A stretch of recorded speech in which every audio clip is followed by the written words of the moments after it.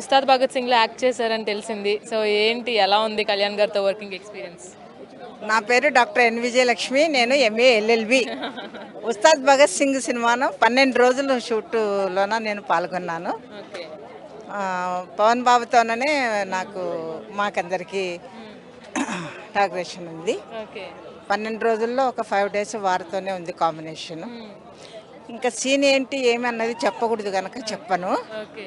ఎలా రిసీవ్ చేసుకున్నారు కళ్యాణ్ గారు? అమ్మో, ఆయన రిసీవింగ్లోనే ఇంకా చెప్పనలో అందులోన మేమందరం పెద్దవాళ్ళమే ఉన్నాం అక్కడ. అంతా అంటే అంత పౌరోహితులు బ్రాహ్మణుల ఇదేనో అంటారు, రథం ముందర జరిగింది అది.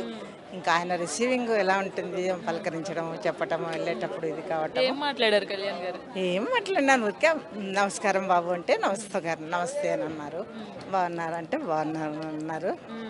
ఇంకా అంతవరకే. అందులో షూట్లో ఆయన కాస్ట్యూమ్స్లో ఉన్నారు, మేము ఆయన కాస్ట్యూమ్స్. డిప్యూటీ సీఎం కదా, దాన్ని దీన్ని ఎలా మేనేజ్ చేసుకోగలిగారు? షెడ్యూల్స్ మీకు అక్కడ చూస్తూ రియల్గా సెట్స్లో అర్థమవుతుంది కదా, సో చూసినప్పుడు ఏమనిపించింది?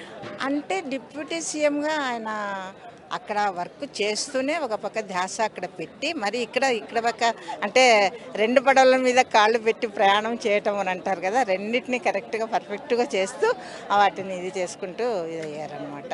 అంటే ఉస్తాద్ భగత్ సింగ్